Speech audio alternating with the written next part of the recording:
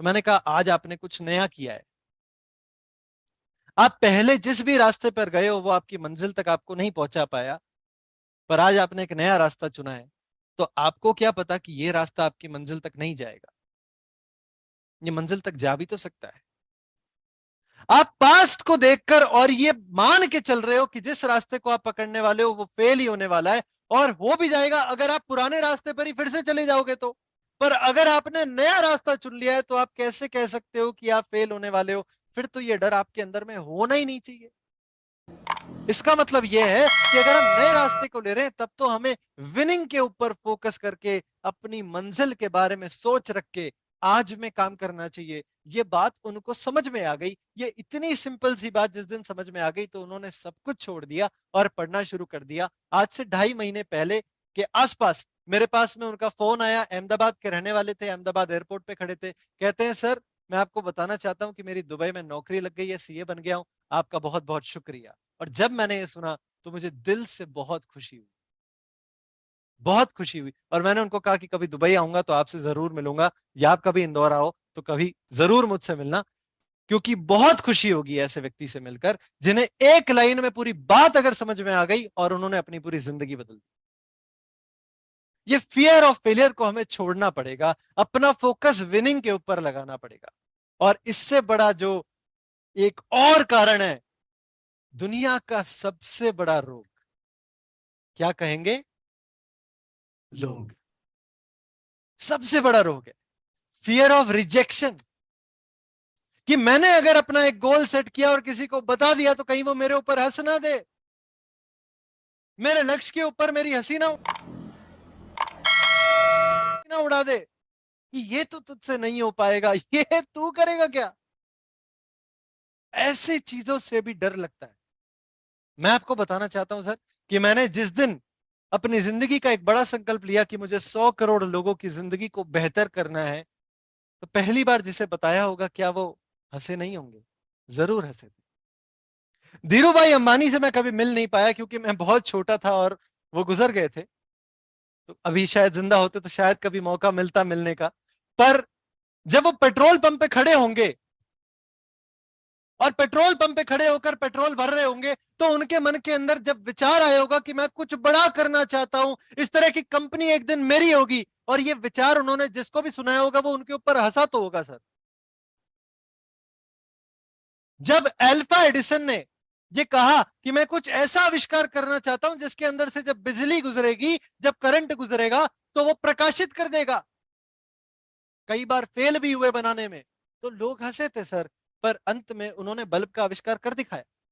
जब Wright brothers ने कहा कि हम तो एक जगह से दूसरी जगह पर किसी व्यक्ति या सामान को ले जाने के लिए उड़ा कर ले जाएंगे, तो लोग हंसे थे सर, पर उन्होंने कर दिखाया। और ठीक उसी तरह से आपके और मेरे सामने इलॉन मस्क ने जब कहा कि मैं तो लोगों को मार्स के ऊपर ले जाऊंगा, तो लोग हंसे थे सर, पर वो मार्स के ऊपर ले गया। तो दुनिया का सबसे बड़ा रोग, क्या कहेंगे लोग, ये तो छोड़ना पड़ेगा सर। फियर ऑफ रिजेक्शन को हटाना पड़ेगा। रॉबिन शर्मा कहते हैं कि अगर लोग आपके लक्ष्य के ऊपर नहीं हंस रहे ना तो आप बड़ा नहीं सोच रहे। तो अब ये लाइन को पूरी तरह से अपने मन में बिठाकर मैंने एक चीज तय कर ली है कि मैं अपना कोई लक्ष्य बनाऊं और किसी को सुनाऊं, अगर वो हंसे ना तो मुझे टेंशन होने लग जाती है।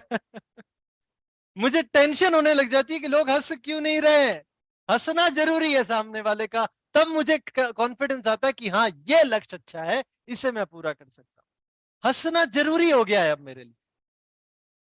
तो अगर आपने कभी कोई लक्ष्य अपना बनाया और लोग आपके उस लक्ष्य के ऊपर हंसे हैं, तो मान लीजिए कि आपका लक्ष्य एकदम सही है, एकदम बराबर है।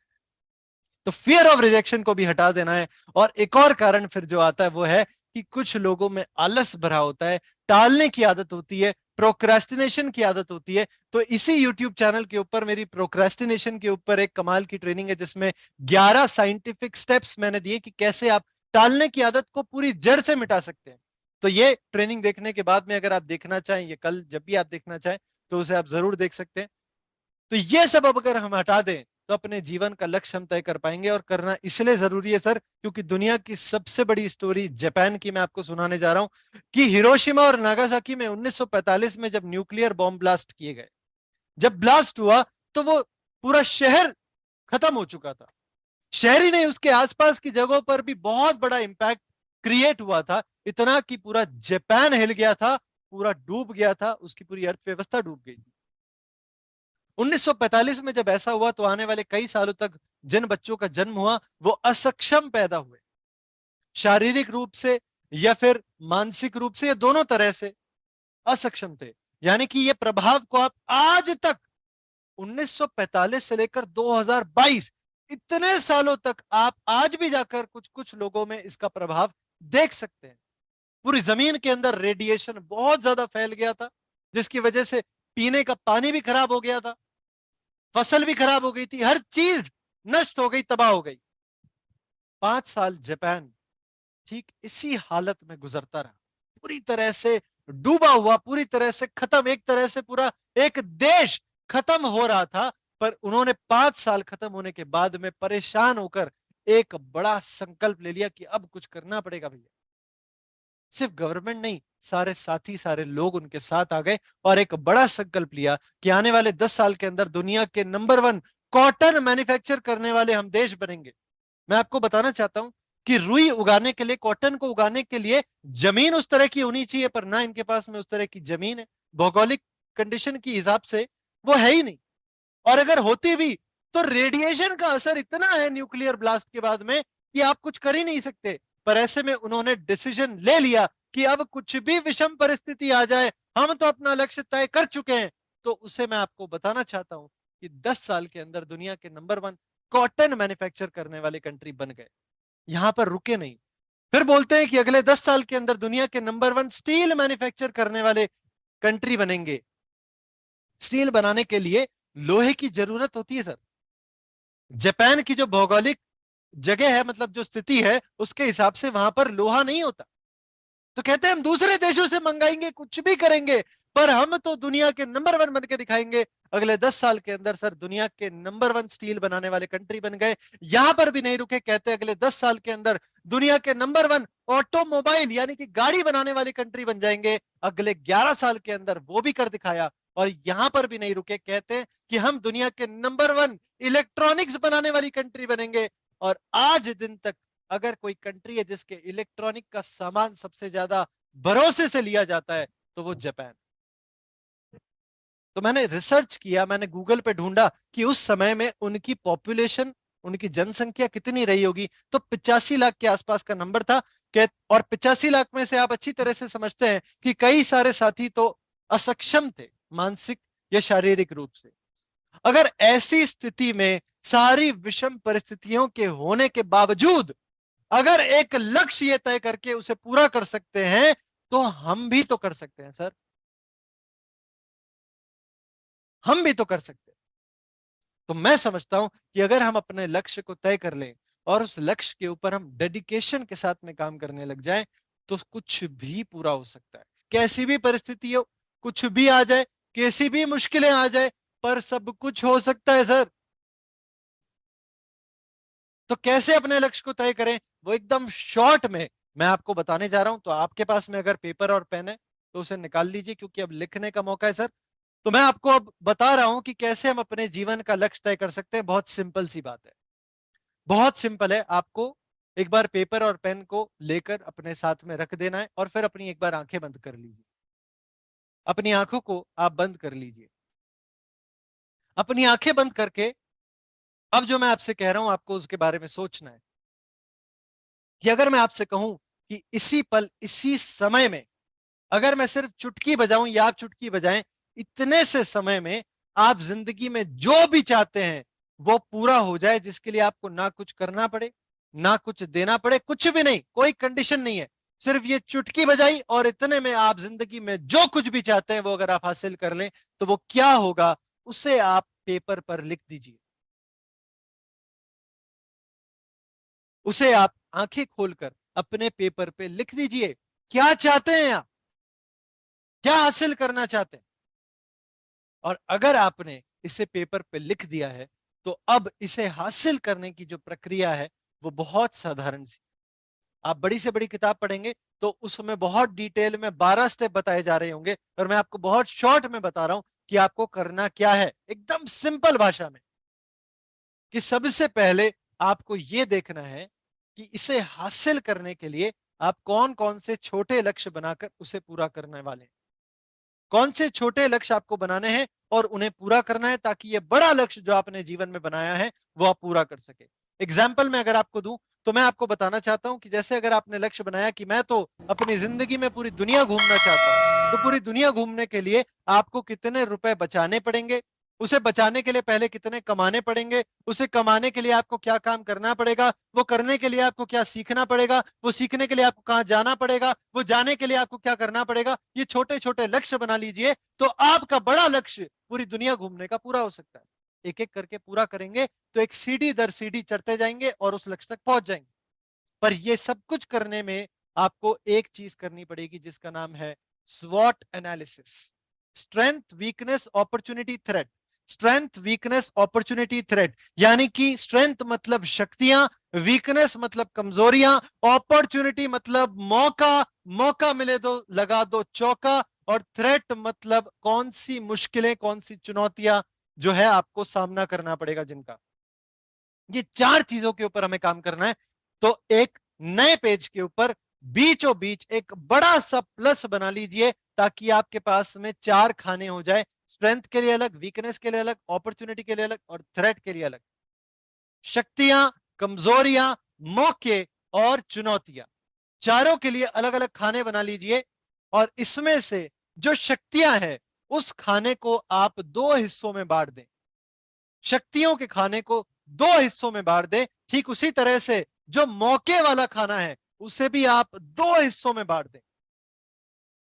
मौके वाला बॉक्स भी दो हिस्सों में बांटना है, शक्तियों वाला बॉक्स भी दो हिस्सों में बांटना है। जी, अब जो मैं आपको बता रहा हूं वो ध्यान से सुनिए कि सबसे पहले आपको यह देखना है कि इस लक्ष्य को पाने के लिए आपके पास में कौन कौन सी शक्तियां ऑलरेडी है, कौन कौन सी शक्तियां आपके पास में है। और शक्तियों में ही दूसरे खाने में, शक्तियों के अंदर हमने दो खाने बनाए, तो दूसरे में आपको लिखना है कि अब और कौन कौन सी शक्तियां आपको हासिल करनी पड़ेगी, कौन कौन सी आपके पास में है और कौन कौन सी हासिल करनी पड़ेगी। और ठीक उसी तरह से आपको कमजोरियों वाले खाने में यह ढूंढना है कि आपके अंदर में कौन सी कमजोरियां हैं जो आपको यह लक्ष्य पूरा करने नहीं देगी। जैसे कि फॉर एग्जाम्पल, अगर आप वजन कम करना चाहते हैं पर मीठा देख के कंट्रोल नहीं होता, सर ये कमजोरी है बड़ी, तो फिर ये कमजोरी को हमें खत्म करने के ऊपर काम करना पड़ेगा, क्योंकि मीठा खाने से तो वजन कम नहीं हो सकता। तो ये कमजोरी है, इसे कमजोरी वाले खाने में हमें लिखना चाहिए। ये हमारे अंदर की कमजोरी है, इसे हमें खत्म करना पड़ेगा। ठीक उसी तरह से जब मौके वाले खाने पर आते हैं तो वहां पर भी हमने दो में बांट दिया था उसे, दो हिस्से उसके कर दिए थे। तो एक आपको यह लिखना है कि ऐसे कौन से मौके हैं जो आपके ध्यान में आ रहे हैं कि आपके पास में है, कौन से ऐसे मौके हैं जो आपके पास में है ऑलरेडी, जो आपको इस लक्ष्य को पूरा करने में मदद करेंगे, और ऐसे कौन से मौके हैं जो आपको चाहिए, अभी है नहीं पर आपको इस तरह के मौके मिल जाएं तो आप इस लक्ष्य को बहुत आसानी से पूरा कर लेंगे। तो ऐसे कौन से मौके हैं जो आपको चाहिए। और फिर अगर मैं बात करूं चुनौतियों की, तो यहां पर आपको लिखना है कि किस तरह की चुनौतियां हैं जो आपके सामने आ सकती है। जैसे फिर से अगर वजन कम करने वाले एग्जांपल लूं कि वजन कम करना है, पर आपको ध्यान आया कि अभी तो मेरे दोस्त की या मेरे दोस्त के घर में कई सारी शादियां होने वाली है इस महीने, तो मुझे तो वो शादी में जाना ही पड़ेगा, शादी में जाएंगे तो वहां पे खाना खाना ही पड़ेगा, तो फिर वजन कम नहीं हो सकता। अब ये एक चुनौती है। इसका मतलब ये नहीं है कि इस चुनौती के सामने हम घुटने टेक के बैठ जाएं, इस चुनौती से हार मान जाए, ऐसा नहीं है। चुनौती अगर पहले से हम यहां पर लिख लेते हैं तो हम फिर सोच सकते हैं कि इसके साथ में हमें डील कैसे करना है, कैसे इसे परे करके हमें अपने लक्ष्य को पूरा करने के लिए आगे बढ़ना है। तो हमने जो बात करी है वो ये है कि हमारे पास में कौन सी शक्तियां हैं, कौन सी शक्तियों की हमें जरूरत है, कौन सी कमजोरियां हैं जिन्हें हमें हटाना पड़ेगा, कौन से मौके हैं, ये कौन से मौके चाहिए, और कौन सी चुनौतियां हमारे सामने आने वाली है। अब इस पूरे कार्यक्रम में आपको यह पता करना है कि हर एक चीज के अंदर, जैसे शक्तियां अगर मुझे हासिल करनी है कोई, मेरे पास में है नहीं पर जरूरी है, हासिल करनी है, तो उसके लिए आपको कौन से कोर्स की, कौन से साथी की मदद लेनी पड़ेगी, किसकी आपको मदद लेनी पड़ेगी, तो उस साथी का आपको नाम लिखना पड़ेगा। जैसे आपको अपने गुरु की मदद लेनी है तो गुरु का नाम लिख दीजिए, ताकि आपको पहले से पता रहे कि इस मदद के लिए आपको उन तक जाना है, उनसे मदद लेना है। अगर आपने इतना सा प्लानिंग कर लिया, ये आपको पूरी मैंने प्लानिंग करना बता दिया सर कि आप अपने लक्ष्य को हासिल करने के लिए प्लान कैसे कर सकते हैं, इतना सा काम अगर समझ में आ गया और हमने कर लिया, तो हम अपने लक्ष्य को पूरा करने की राह पर बहुत आगे बढ़ जाएंगे। तो यह है हमारे लक्ष्य को पूरा करने का जरिया। तो यहां से एक बार फिर से मैं आपको उस बात पर लाना चाहता हूं जिससे मैंने शुरुआत की थी, कि हमारे जन्म लेने के समय और हमारे मृत्यु के समय के बीच में जो पूरा समय हमें मिला है, असल में हमें यह सोचना है कि हम इस जीवन में करना क्या चाहते हैं। हमारे जन्म होने का कुछ तो उद्देश्य होगा। ये जो पूरा अभी हमने बात करी वो तो कुछ हासिल करने का है, तो वो अपने आप में एक अलग जगह पर है, वो अपने आप में एक अलग लक्ष्य है। पर यह लक्ष्य के बारे में भी हमें सोचना पड़ेगा कि हम असल में किस उद्देश्य के साथ में जन्मे, क्या कारण है हमारे जन्म। उसके ऊपर भी आपके साथ में कुछ बातें करने वाला हूं। पर इसके साथ में एक चीज जो मुझे जीवन में समझ में आ गई है वो ये है कि आपका कुछ भी लक्ष्य हो, पर एक चीज आपको हमेशा करनी चाहिए कि आपको अपनी जिंदगी खुलकर जीनी चाहिए, खुशी के साथ, खुलकर, हमेशा सकारात्मकता के साथ में। सुबह उठे तो ऐसा लगना चाहिए कि चिड़िया की चहचहाहट के बाद में हमारी जो आवाज है उसकी चहचहाहट है, हमारी जो मुस्कान है वो दुनिया की सबसे बेहतरीन मुस्कान है, उसके साथ में हमें उठना चाहिए। उसके ऊपर मैं आपको एक वीडियो दिखाना चाहता हूं। ਉਹ ਤੈਨੂੰ ਹੋਰ ਕੁਝ ਨਹੀਂ ਲੱਭਾ। क्या आपको आवाज आ रही है? यस, आ रही है, आ रही है। टीपू, ओ टीपू, पता नहीं कितने मर गया है। टीपू,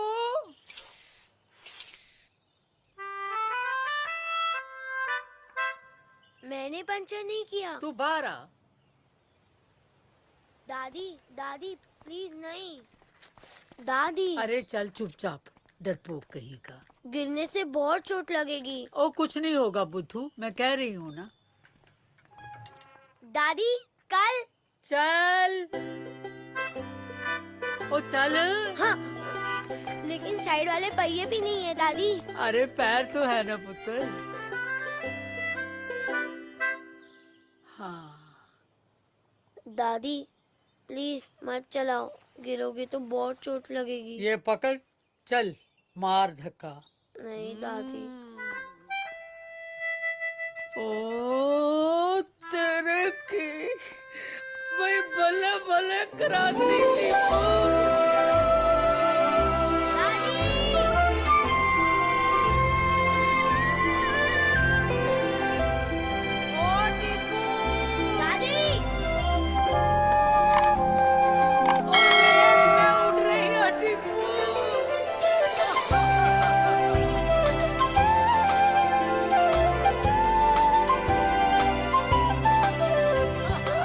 अच्छी सेहत से जिंदगी में थोड़ी और जिंदगी भर लो। Life to the fullest. तो हमेशा अपनी जिंदगी को खुलकर जिए, खुशी के साथ जिए। और मैं आपका एक बार फिर से सभी का स्वागत करना चाहता हूं इस प्रोग्राम में जिसका नाम है बिल्ड योर लेगेसी, जिसमें असल में लेगेसी का मतलब सर ये होता है कि हम अपनी जिंदगी को किस तरह से जी रहे हैं, ऐसा क्या कर रहे हैं कि हमारा एक छाप है जो हम छोड़ के जा रहे हैं इस दुनिया के ऊपर, सभी लोगों के ऊपर, हमारे साथियों के ऊपर, जो हमें जाने के बाद भी कुछ इस तरह से याद करने वाले हैं कि हम उनके दिलों में हमेशा हमेशा के लिए बस जाने वाले, उनके दिलों में हमेशा एक जगह रहने वाली। जैसे अमिताभ बच्चन जी की अपनी एक लेगेसी है, सचिन तेंदुलकर जी की अपनी एक लेगेसी है, शाहरुख खान जी की अपनी एक लेगेसी है, तो विराट कोहली जी की अपनी एक लेगेसी है। पर ये तो बड़े बड़े लोग हो गए। आप अपने आसपास में देखेंगे तो आपको कुछ साथी ऐसे मिलेंगे जिन्हें देखकर आपको ऐसा लगेगा कि वाह क्या जीवन है इनका। इन्हें देखकर ऐसा लगता है कि ये अपनी जिंदगी को खुलकर जीते हैं। ये सिर्फ खड़े भी हो जाए ना हमारे पास में, तो अपने आप इनसे एक ऐसा प्रतिभा, एक ऐसा ऑरा हमें पास में निकल के आता है कि हम बहुत बदलाव महसूस करते हैं हमारे जीवन के अंदर, एक खुशी महसूस करते हैं, ऐसी इच्छा होती है कि इनसे बार बार मिला जाए। मतलब इनकी कहीं भी एक बात ऐसी हो जाती है कि इनसे 5 साल बाद भी अगर हम फिर से मिले तो वो 5 साल बाद भी वो बात याद आ जाती है कि सर आपने वो बात कही थी ना, आज तक याद। अगर आप भी अपनी लेगेसी क्रिएट करना चाहते हैं तो मेरे साथ में आपको इस प्रोग्राम में थोड़ा और समय आगे तक आना पड़ेगा। ये आप कैसे अपने प्रतिभा को कुछ इस तरह से कर लें, अपने व्यक्तित्व को कुछ इस तरह से कर लें कि आप लोगों के दिमाग में नहीं दिल में जगह बना लें, लोगों को अपने शब्दों से, अपनी आभा मंडल से पूरी तरह से बदलाव उनके जीवन में ले आए। 6 दिन आपको मेरे साथ बताने होंगे और 6 दिन के अंदर हम कैसे इससे एक ऐसा क्रिएशन कर सकते हैं, हमारी पूरी लाइफ को ट्रांसफॉर्म कर सकते हैं।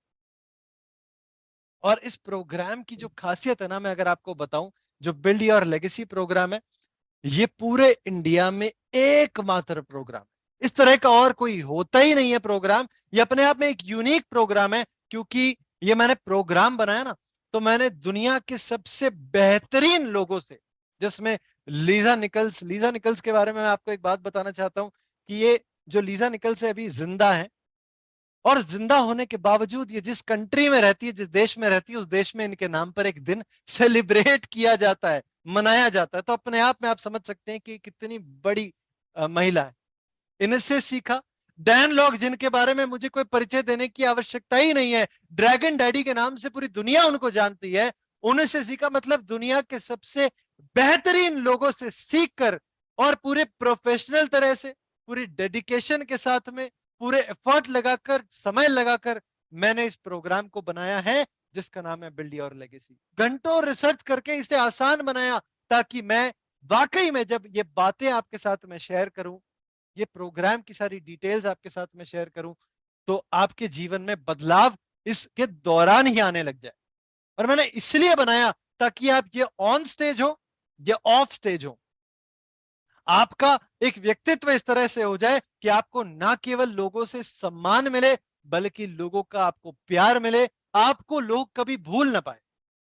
कभी भी आपका परिचय, आपका व्यक्तित्व कुछ इस तरह से हो जाए कि आप लोगों के दिलों से बाहर ही ना निकल पाए। मैंने कई बार देखा है कि ऑन स्टेज कुछ स्पीकर्स बार बार ऑडियंस का अटेंशन पाने के लिए हेलो वर्ड यूज करते हैं। तो ये प्रोग्राम के बाद में आपको हेलो, यस और नो बोलकर ऑडियंस के साथ में कम्युनिकेशन बनाने की जरूरत नहीं पड़ेगी। आप ऑर्गेनिकली कैसे कम्युनिकेशन बना सकते हैं, ये आप सीख जाएंगे। इतना ही नहीं, आपको, आप कभी भी किसी भी व्यक्ति से बात करें, चाहे आप एक व्यक्ति से बात करें या हजारों लोग आपके सामने खड़े हो जिनसे आप बात कर रहे हो, आपको कभी भी अपनी बात रखने के लिए, ऑडियंस का अटेंशन पाने के लिए अपनी आवाज को ऊंची करने की जरूरत नहीं पड़ेगी। क्योंकि मैं आपसे धीमी आवाज में भी बात करूंगा ना, तो आपका पूरा ध्यान मेरे ऊपर ही रहेगा। उसके लिए मुझे आवाज को ऊंची करने की जरूरत नहीं है। ठीक उसी तरह से आप अपनी आवाज से लोगों को इंस्पायर कर पाएंगे, उनके जीवन में बदलाव ला पाएंगे। अब यहां पर मैं आपके साथ में 2 बातें शेयर करना चाहता हूं। पहला ये कि जब भी मैं आवाज शब्द का इस्तेमाल करूंगा, तो आवाज से मेरा मतलब ये नहीं है कि जो आपके गले से निकल रही है वो आवाज है। आवाज का एक गहरा मतलब है, जो मैं आपके साथ में बिल्ड योर लेगेसी के दौरान शेयर करने वाला हूं। इतना ही नहीं, जब मैं ऑडियंस शब्द का इस्तेमाल करूंगा, तो ऑडियंस का मतलब यह नहीं है कि आप स्टेज पे खड़े हैं, आपके सामने कई सारे लोग मौजूद हैं। आप एक व्यक्ति से भी बात कर रहे हैं तो वो आपकी ऑडियंस है। यानी कि जो भी आपको अगर सुन रहा है, एक हो या हजार हो, वो आपकी ऑडियंस है। और ठीक उसी तरह से अगर आप एक व्यक्ति से भी बोल रहे हैं या 1000 व्यक्ति से भी बोल रहे हैं, तो आप स्पीकर है। तो इन शब्दों का प्रयोग मैं कुछ इस तरह से करने वाला हूं। और आज के प्रोग्राम में मैंने इस छोटे से हिस्से जो आज मैं आपके बीच में कवर करने वाला हूं, उसको 5 फेज के अंदर मैंने बांट दिया है। तो पहला फेज है कि स्किल सबके अंदर में मौजूद है। दूसरा फेज है कि सम्मान या फिर प्यार। तीसरा फेज है कि हम अपने आप को कुछ इस तरह से बना लें कि हमें कोई कभी भुला ना पाए, और वो कैसे हो सकता है।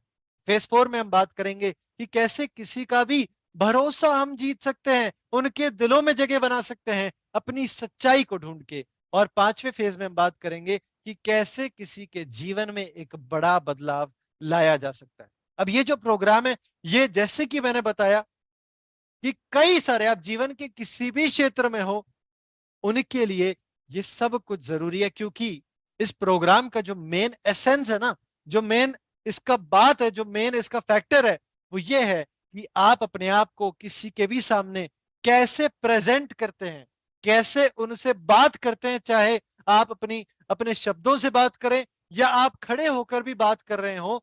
मतलब कि आपको कुछ बोलने की भी जरूरत नहीं है किसी से बात करने के लिए, उसके ऊपर भी आज मैं आपके साथ में बात करने वाला हूं। तो ऐसा जब आप करें तो किस तरह से करें कि सामने वाले के ऊपर, सुनने वाले के ऊपर एक गहरा प्रभाव पड़े, उनके जीवन में बदलाव आना शुरू हो जाए। तो ये मतलब ये ऐसी चीज है कि स्किल किसके अंदर है, तो बच्चों के अंदर भी है, तो उसी तरह से बड़ों के अंदर भी है। तो ये जो प्रोग्राम है 14 वर्ष की आयु के बच्चे से लेकर किसी भी उम्र के व्यक्ति के लिए, चाहे वो प्रोफेशनल हो या नॉन प्रोफेशनल हो, उससे फर्क नहीं पड़ता। चाहे आप एक व्यक्ति से बात करें या हजारों व्यक्तियों के सामने खड़े होकर बात करें, ये कोर्स आपकी मदद करेगा। तो पहले फेज की अगर मैं बात करूं कि स्किल सबके अंदर में मौजूद है, किसी के स्किल जागे हुए हैं, किसी के स्किल सोए हुए हैं। अगर किसी के स्किल जागे हुए हैं तो उन्हें जगाना पड़ेगा, किसी के स्किल अगर जागे हुए हैं तो उन्हें समझना पड़ेगा कि कैसे उसे इंटेंशनली यूज कर सकते हैं। यानी कि अगर मैं आपसे बात कहूं कि जैसे नरेंद्र मोदी जी, वो अगर पूरे भारत के लोगों से आकर कुछ बात कहें तो ऐसा कभी भी नहीं होगा कि एक भी व्यक्ति की नजर उनसे हट जाए। उनका पूरा ध्यान नरेंद्र मोदी जी की बातों पर ही रहेगा, क्योंकि उनके अंदर ये स्किल है जो वो यूज करते हैं। पर मैं आपसे कहना चाहता हूं कि अगर वो फिर से दोबारा से अगर प्रधानमंत्री बनना चाहते हैं तो कहीं ना कहीं उन्हें भी इंटेंशनली यूज करना सीखना पड़ेगा कि कौन से स्किल को कहां पर, किस जगह पर, किसके सामने, कैसे, कितने समय के लिए, किस रूप में, किस तरह से इस्तेमाल करना है ताकि उसका एक गहरा प्रभाव पड़े। यानी कि अगर हमारे लिसनर के ऊपर हमें एक बड़ा इंपैक्ट क्रिएट करना है तो हमें यह समझना होगा कि हम स्किल को इंटेंशनली कैसे यूज कर सकते हैं। और दूसरे फेज में आपसे मैं बात करूं कि अगर दो व्यक्ति खड़े हों और दोनों व्यक्ति सेम टू सेम बात करें, पूरी समान बात है, कोई फर्क नहीं है, कोई अंतर नहीं है, तो भी ऐसा होगा कि आपको एक व्यक्ति की बात तो ठीक लगेगी पर एक व्यक्ति की बात आपको बहुत ज्यादा अच्छी लगेगी। ऐसा क्यों है? ऐसा इसलिए सर कि जिस व्यक्ति की बात आपको बहुत ज्यादा अच्छी लग रही है, उन्होंने वो बात कहते समय उसमें अपना टेक्सचर ऐड किया है, अपना एक फ्लेवर ऐड किया है, और इस वजह से जिस व्यक्ति की बात आपको बहुत ज्यादा अच्छी लगी है, उनकी जगह आपके दिल में बन जाएगी। उन्हें आप ना केवल सम्मान देंगे बल्कि प्यार देंगे। और मैं हमेशा कहता हूं कि नॉलेज आप कभी भी शेयर करेंगे ना किसी के साथ में, जो कि आप करते ही हैं, आप एक व्यक्ति से बात करें, हजारों व्यक्तियों के सामने खड़े हो जाएं, आप अपनी नॉलेज शेयर करने वाले। जब भी आप नॉलेज शेयर करेंगे तो आपको सम्मान तो मिलने ही वाला है, पर ऐसा कैसे करें कि सिर्फ सम्मान नहीं, प्यार मिलना शुरू हो जाए। क्योंकि सोचिए आज के समय में और आने वाले समय में सोशल मीडिया कितना ज्यादा हावी होने वाला है। कितने सारे व्यक्ति हैं जो लगातार हर समय अपनी नॉलेज शेयर करते हैं अलग अलग जरिए से। ये नॉलेज को आप जिससे बात कर रहे हैं वो भी लेते हैं, और वो जिससे बात कर रहे हैं यानी कि आप भी लेते हैं। आप सभी इन सारे क्रिएटर्स का सम्मान भी करते होंगे, पर आप इनमें से कितने लोगों से प्यार करते हैं? और हम ऐसा कैसे करें कि हम जिससे बात कर रहे हैं वो पूरे दिन में जो सुना है उसे वो याद नहीं है, पर हम जो उनसे कह रहे हैं वो उन्हें सालों साल के लिए याद हो जाए, हमारी पूरी व्यक्तित्व उनके दिल में बस जाए, उनके दिमाग में नहीं, हमारी जगह उनके दिल में बन जाए। कैसे कर सकते हैं? तो उसके लिए हमें इन टेक्निक्स को इंटेंशनली, इन स्किल्स को इंटेंशनली यूज करना आना चाहिए कि हम चाहे वैसा इंपैक्ट किसी भी सुनने वाले के ऊपर क्रिएट कर पाए। और उसके लिए हमें ऐसा व्यक्तित्व अपना बनाना पड़ेगा जिसे कभी कोई भुला ना जा सके, कभी कोई भूल ना पाए। और उसके लिए मैं हमेशा आपसे कहूंगा कि पहले आपको काम करना पड़ेगा खुद के ऊपर। यानी कि आपको जो आप खुद से बात करते हैं वो आपको ऐसी करनी पड़ेगी कि आपके जीवन में बदलाव आना शुरू हो जाए, आपकी ऑरा अच्छी होनी लग जाए, क्लीन होने लग जाए, जिस ऑरा में कोई आए तो उसके ऊपर सिर्फ ऑरा से ही एक ऐसा इंपैक्ट पड़े कि उनके जीवन में खुशियां आने लग जाए, उनके जीवन में बदलाव आना शुरू हो जाए। तो पहला काम खुद के ऊपर करना पड़ेगा। और उसके बाद में आपको अगर ऐसा व्यक्तित्व अपना बनाना है कि आपको कभी कोई भुला ना जा सके, तो मैं आपको एक गोल्डन रूल दे रहा हूं। आप चाहें तो इस बात को लिख सकते हैं। मैं आपको एक गोल्डन रूल दे रहा हूं, एक गोल्डन प्रिंसिपल दे रहा हूं कि आपको अगर किसी के दिल में अपनी जगह बनानी है तो दिल में जगह बनाने से पहले और उसके लिए आपको अपने दिल के टुकड़े उनके साथ में बांटने पड़ेंगे। जब तक आप अपने दिल के टुकड़े किसी के साथ में नहीं बांटेंगे, वो आपको अपने दिल में जगह नहीं दे सकते। और अपने दिल के टुकड़े बांटने के लिए आपको ढूंढनी पड़ेगी अपनी कहानियां, यानी कि आपको अपनी कहानी सुनानी पड़ेगी। देखिए, जैसे मैं अगर आपको यहां पर एक बात कहूं कि अगर आप अपनी जिंदगी में छोटे सवाल हटा दें और बड़े सवाल पूछना शुरू कर दें, तो आपको हमेशा बड़े जवाब मिलेंगे। क्योंकि अगर कोई भी छोटे सवाल पूछेंगे तो उनको जिंदगी कभी बड़े जवाब लाकर नहीं देगी। अब ये बात आपको सही तो लग रही होगी, इस बात के लिए कहीं ना कहीं शायद आपके मन के अंदर मेरे लिए सम्मान भी आ रहा होगा कि यार बात तो कितनी अच्छी कही है, बात तो सही कही है। पर मैं आपको बताना चाहता हूं कि यह बात आप थोड़े समय के बाद में भूल जाने वाले। पर अगर मैं आपको कहूं कि दुनिया के सबसे मशहूर, सबसे सफल बास्केटबॉल खिलाड़ी माइकल जॉर्डन अपने बचपन में बहुत गरीबी में गुजरे, बहुत गरीब बहुत गरीब अवस्था से उनका जन्म हुआ। उस समय उस गरीब अवस्था में वो पले बड़े और बड़े हुए। और एक समय ऐसा आया जब उनके घर में खाने के लिए कुछ नहीं हुआ करता। तो एक दिन उनके पिताजी ने उन्हें बुलाया, उन्हें एक टी शर्ट दिखाई, पूछा बेटा बताओ ये टी शर्ट कितने डॉलर की है। तो माइकल कहते हैं पिताजी $1 की। पिताजी कहते हैं जाओ इसे $2 में बेच के आओ। तो किसी तरह से निकल गए, पूरा दिन लगा दिया और भटक अलग अलग जगह पर भटकने के बाद, बहुत मेहनत करने के बाद किसी तरह से $2 की वो टी शर्ट बेच कर आ गए। तो पिताजी बहुत खुश हुए, अरे वाह बहुत अच्छा काम किया, शाबाशी दी। फिर से भेज दिया उसे। अगले दिन फिर से बुलाया, टी शर्ट दिखा के पूछते बताओ बेटा ये कितने डॉलर की है। तो माइकल कहते हैं पिताजी $1 की। पिताजी कहते हैं जाओ $20 की बेच के आओ। तो माइकल जॉर्डन की एक खास बात यह है कि वह ऐसा नहीं कहते ये नहीं हो सकता, वो कहते हैं ये कैसे हो सकता है। सवाल का फर्क देखिए, ये नहीं कहते कि ये नहीं हो सकता, ये कहते हैं कि कैसे हो सकता है, मैं कैसे कर सकता हूं। और ये सवाल कभी पिताजी से नहीं पूछा, हमेशा खुद से पूछा करते थे, इसलिए जवाब भी खुद ही मिलते थे।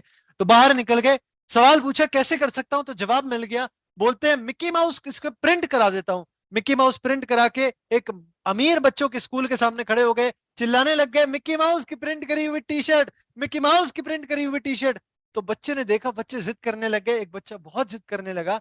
तो उसके पिताजी ने खुश होकर उसे $20 की टी शर्ट खरीद के दिला दी और माइकल जॉर्डन की मासूम सी चेहरा देखकर उसे $5 टिप में दे दिए। तो $25 लेकर माइकल जॉर्डन अपने पिताजी के पास पहुंच गए, उन्हें दे दिए। तो पिताजी ने कहा शाबाश बेटा बहुत बढ़िया। अगले दिन फिर से बुलाया, पूछते बताओ बेटा ये टी शर्ट कितने की है। कहते $1 की पिताजी। पिताजी कहते हैं जाओ इसे $200 की बेच के आओ। अब अच्छी बात क्या है कि माइकल जॉर्डन ये नहीं कहते कि ये नहीं हो सकता, कहते ये कैसे हो सकता है। टी शर्ट लेके चले गए, सवाल करते ये कैसे हो सकता है, कैसे हो सकता है। तो याद आता है कि अरे पास के एक शहर में एक बहुत सुंदर मशहूर अभिनेत्री आई हुई है, क्यों ना मैं उससे ऑटोग्राफ करा लूं। तो किसी तरह से वहां पहुंच जाते हैं, मासूम सी शक्ल है, भीड़ में किसी तरह से घुस जाते हैं, मासूम शक्ल बनाकर अभिनेत्री को कहते हैं मैडम आपका ऑटोग्राफ चाहिए। तो खुशी खुशी ऑटोग्राफ कर देती है। वो वापस टी शर्ट लेकर आ जाते हैं, अपने शहर में बस स्टैंड के पास में खड़े हो जाते हैं, चिल्लाने लगते हैं अभिनेत्री की ऑटोग्राफ करी हुई टी शर्ट। तो भीड़ इकट्ठी हो जाती है, और भीड़ इकट्ठी हो जाती है उस वजह से फिर उस टी शर्ट की नीलामी करनी पड़ती है। तो एक चाहक अभिनेत्री के बहुत बड़े नीलामी की जो कीमत है $200 से शुरू हुई, बहुत बढ़ने लगी, बहुत बड़ी। तो फाइनली जो चाहक थे, बहुत बड़े चाहक थे, उन्होंने उस टी शर्ट को $2000 में खरीदा। अब मैं आपको इसे रुपए में बताता हूं कि पहली बात तो अगर 70 के रेट लगाएं तो $70 की टी शर्ट लेकर माइकल जॉर्डन को भेजा कि जाओ बेटा $200 की बेच के आओ, यानी कि इसे $14,000 में बेच के। $70 की टी शर्ट को $14,000 की बेचने के लिए अगर हमें घर से बाहर निकाल दिया जाए ना, हम कहेंगे ये नहीं हो सकता, कैसी बातें करते हो। पर निकल गए, कहते हो तो सकता है, मैं कैसे कर सकता हूं, और बेच के आते सर 1.5 लाख रुपए में। और ऐसा इसलिए हो पाता है क्योंकि अगर आप जिंदगी में बड़े सवाल करेंगे तो जिंदगी हमेशा आपको बड़े जवाब ला कर देगी। वो पिताजी के पास पहुंचते हैं, उनके हाथों में $2000 रखते हैं, तो पिताजी की आंखों से आंसू आ जाते हैं। कहते बेटा शाबाश, तू जिंदगी में कुछ भी कर सकता है, क्योंकि तूने सीख लिया है कि जिंदगी में छोटे सवाल करेंगे तो हमेशा छोटे जवाब आएंगे, बड़े सवाल और सही सवाल करेंगे तो हमेशा जिंदगी बड़े जवाब ला कर देगी। अब देखिए, ये बात जब मैंने आपको पहले कही तो वो बात पूरी भरोसे के साथ मैं कह सकता हूं कि आप भूल सकते थे, पर जैसे ही मैंने इसे कहानी में बदल दिया, अब आप इस कहानी को जिंदगी में कभी भी नहीं भूल सकते। और बल्कि मैं यहां तक बताना चाहता हूं कि जब मैं आपको कहानी सुना रहा था तो कहानी के साथ साथ में सुनते सुनते कहीं ना कहीं आप अपने अंदर भी झांक कर देख रहे थे कि मैं कैसे अपने जीवन में बड़े सवाल कर सकता हूं ताकि मुझे बड़े जवाब मिलना शुरू हो जाए। ये कहानी की शक्ति है। पर यहां पर अगर कोई सोचे कि मैं 5-6 कहानियां रट लेता हूं, उसे सुनाना शुरू कर देता हूं, तो ऐसा नहीं है। क्योंकि ये कहानी जब मैंने आपको सुनाई तो आपके दिल के अंदर ये कहानी बैठी है, मैं नहीं बैठा हूं। मैं आपके दिल में जगह तब बना सकता हूं जब मैं आपको अपने दिल के टुकड़े शेयर करूंगा। इतना ही नहीं, मैं आपको बताना चाहता हूं कि कौन सी कहानी कब किसको किसके सामने किस रूप में किस तरह से कितनी कैसे सुनानी है, वो भी अपने आप में एक टेक्निक है। अपनी कहानी भी अगर आप सुनाते हैं तो उसे कैसे सुनानी है, ये एक टेक्निक है। और जब आप अपने दिल के टुकड़े किसी के साथ बांटेंगे तो आप सबसे पहले उनके साथ में इंस्टेंटली कनेक्ट कर लेंगे। कनेक्ट कर लेंगे तो उनका भरोसा आपके ऊपर आ जाएगा, क्योंकि आपने अपने दिल से कुछ उनको शेयर किया, दिल के कोने में से निकाल कर कुछ उनके साथ में बांटा है, तो वो अपने दिल में जरूर आपको जगह देने वाले हैं। पर उसके लिए आपको पता होना चाहिए कि इस टेक्निक को कैसे, कब, कहां, किस रूप में, किसके सामने, किस तरह से, कैसे इसे यूज किया जाता है।